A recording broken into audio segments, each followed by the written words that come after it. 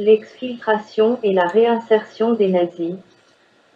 Passons donc sur la guerre en elle-même, sur la collaboration politique et économique, et sur l'œuvre durant la guerre des mafias de fascistes protégés, qui s'en prenaient aussi bien aux juifs qu'aux résistants, aux communistes et à leurs concurrents en affaires.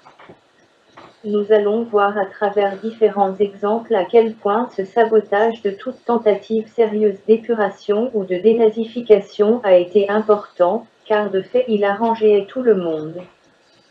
Sauf, bien sûr, la démocratie et les libertés des peuples, mais à ce stade nous avons bien compris que ce n'est pas du tout là l'objectif, ni de ceux qui nous dirigent, ni de ceux qui ont le pouvoir. Commençons avec le cas le plus emblématique qui reflète ce sabotage. L'opération Paperclip, destinée à faire sortir d'Allemagne et des pays alliés, à la fin de la guerre, des milliers de nazis. Ces criminels ont été exfiltrés avec l'aide de l'Église catholique, la Ratling via les monastères italiens, ou encore la filière Opus Dei, qui passait par Madrid pour finir le plus souvent en Argentine, mais aussi et surtout avec l'aide de la CIA.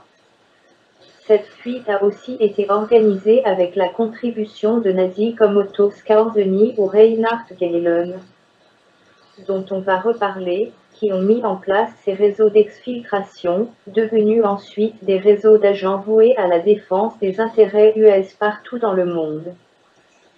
C'est pour cela qu'on a, par exemple, retrouvé Klaus Barbie en Bolivie, où il trafiquait de la drogue, où il a contribué à la traque de Che Guevara et à son assassinat en Bolivie avec la bénédiction de la CIA, et conseillé les dictateurs du moment pour la répression des opposants, à laquelle il a pris une part active et pas seulement en Bolivie. C'est aussi comme cela qu'Eichmann a été rattrapé en Argentine, contre la volonté de la CIA et des services allemands, qui savaient parfaitement où le trouver. C'est pour cela que Mengel a vécu paisiblement à Buenos Aires en Argentine, au Paraguay où il était proche du dictateur Stroessner et aurait fait dans le trafic de drogue, et au Brésil, après un passage au Canada en 1962. Même Hitler, selon certains, aurait pu s'échapper de cette manière pour aller vivre en Amérique latine. En Amérique latine où des réseaux de nazis ont facilité l'exfiltration de congénères, notamment en Argentine et en Afrique, ces nazis ont aidé les dictateurs, participant à la formation des forces de répression, ou à la traque et à l'élimination des opposants. Par exemple, Walter Hoff, inventeur des fourgons à gaz et responsable de la mort de plus de 100 000 personnes, a fui grâce au Vatican et s'est réfugié au Chili où il a été l'un des conseillers de la DINA, la police politique de Pinochet. Il est mort en 1984 sans jamais avoir été inquiété bien qu'il avait été localisé officiellement en 1961. Rauf a aussi travaillé pour le Mossad dès la fin des années 40 et c'est même son agent traitant au Mossad qui lui a permis d'obtenir des papiers pour l'Amérique latine. Un lieu sordide appelé Colonia Dignidad a servi de centre de la répression dans le cadre du plan Condor 9, établi dans plusieurs dictatures latino-américaines. Colonia Dignidad était une véritable colonie allemande, en contact avec les autorités allemandes et chiliennes. Et c'était surtout un lieu de torture, de meurtre d'opposants, de viols systématiques d'enfants, ainsi que d'expérimentation, qui passait pour une secte. Des enfants étaient torturés devant leurs parents, violés, parfois tués. Ce complexe a été créé par d'anciens SS, derrière un certain Franz Pfeffer-Richter qui dirigeait le parti nazi chilien. La colonie a eu les mains libres jusqu'en 1996. Son patron pendant des dizaines d'années, le médecin allemand et ancien nazi Paul Chaffee, invitait des politiciens à la colonie et filmait tout. On a appris récemment que parmi ses visiteurs il y avait le ministre de la Justice et sénateur Hernan Larin, ancien fan du régime Pinochet, qui avait défendu publiquement Chaffé et s'était indigné de l'intrusion de la police dans la propriété à l'occasion d'une perquisition. L'un des premiers soutiens de la colonie était un certain Gérard Mertens, marchand d'armes international qui gérait la boîte Merex Corp, basée à Bonn et fondée en 1966 avec Scaordini. Le dit Mertens était depuis des années rémunéré par la DIA, Défense Intelligence Agency, et la CIA, et collaborait avec le BND, les services secrets allemands, eux-mêmes créés par un autre nazi, Reinhard Gehlen. Il a aussi officié comme conseiller militaire, notamment en Égypte au début des années 50. Merex a fourni des millions de munitions au contrat qui s'opposait au gouvernement démocratique du Nicaragua.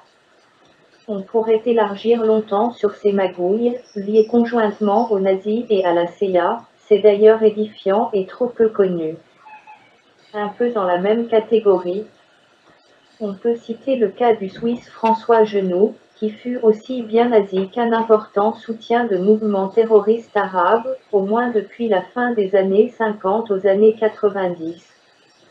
Nazi de la première heure, il était le légataire des écrits de Goebbels et son exécuteur testamentaire. Ce banquier passait déjà pour un des banquiers du Heilige Reich. Il a aussi travaillé pour l'Abwehr pendant la guerre, a été recruté en 1941 par l'officier de l'armée et ex-gestapiste, et futur parton de la police criminelle allemande, Paul Dickow-Peth, dont il est devenu l'ami, afin de travailler pour les renseignements nazis, alors qu'il travaillait déjà pour les renseignements suisses. Pendant la guerre, il se livre à des trafics d'or, de devises et de faux papiers, puis est emprisonné un petit moment en 1944 pour espionnage en faveur de l'Allemagne, et aide les US à exfiltrer ses amis nazis, notamment vers l'Afrique du Nord et le Moyen-Orient. En 1951, Genoux, qui était un ami de gens comme Klaus Barbie dont il a financé la défense, Martin Bormann dont il a géré une partie des investissements pour le compte d'Hitler, ou Otto Scaorzeni, édite les livres du nazi belge Léon Degrelle et d'autres collabos français, et puis très vite il commence à s'occuper des mouvements d'opposition terroristes ou non en Algérie où il finance le Front de Libération Nationale dès 1962, au Maroc, au Liban, en Égypte notamment. Puis, il finance divers groupes islamistes comme les Frères musulmans, via notamment la banque Al-Taqwa qu'il a cofondée en 1988 avec d'autres nazis. Cette banque basée dans 3 paradis fiscaux, Suisse, Bahamas, Liechtenstein, a perdu sa licence en 2001 en raison de ses activités douteuses. Elle a carrément été accusée d'avoir financé Al-Qaïda, le Hamas et le Jihad algérien. Son directeur, un Suisse converti au centre islamique de Genève qui se faisait appeler Ahmad Hubert, s'affichait en même temps comme néo-nazi, et mettait des portraits d'Hitler chez lui. C'était un proche de Genoux. Certains soupçonnent également Genoux, avec ses amis nazis impliqués dans la finance, d'avoir contribué à dissimuler l'argent des nazis, c'est-à-dire les milliards volés aux juifs et au peuple pillé par cette clique. Ce genre de manœuvre semble d'ailleurs être devenu sa spécialité, comme le montre une anecdote citée par la CIA. Dans les années 80, les archives de la CIA mentionnent en effet une drôle d'affaire impliquant Genoux. Il est écrit dans une note d'information de septembre 1987 concernant François Genoux que, après être rentré de Suisse, il est devenu un des dirigeants principaux de la Banque commerciale arabe. L'émir du Koweït a déposé 500 000 livres sterling à la banque pour l'assistance aux orphelins de la guerre d'Algérie. L'argent a disparu et Genoux a été accusé d'avoir détourné les fonds vers les terroristes palestiniens par les Algériens, qui l'ont arrêté quelque temps. Une autre partie des nazis et collabos s'est trouvée recyclée dans la politique européenne, nationale, ou dans la banque, les services secrets, l'industrie, et cela aussi bien en Allemagne qu'en France, Mitterrand, Papon, Bousquet, en Belgique, aux Pays-Bas, en Autriche, au Danemark et ailleurs. La liste des ordures recyclées dans la société et dans les structures étatiques d'après-guerre est très longue et particulièrement alarmante, au point qu'on est obligé de se demander si ce n'est pas dans le Quatrième Reich que nous vivons aujourd'hui. On va revenir sur tout cela.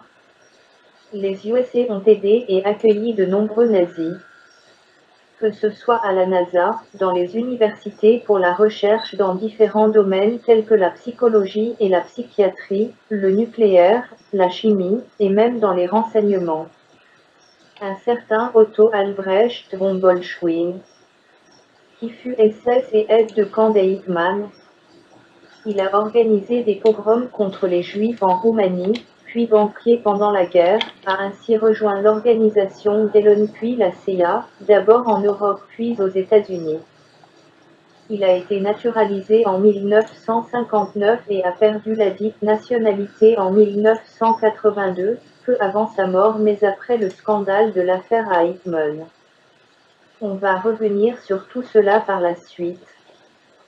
Tout ce recyclage a été possible grâce aux contacts étroits déjà noués pendant la guerre, notamment par Allen Dulles, qui était en poste en Suisse en tant que chef de la division européenne des renseignements US.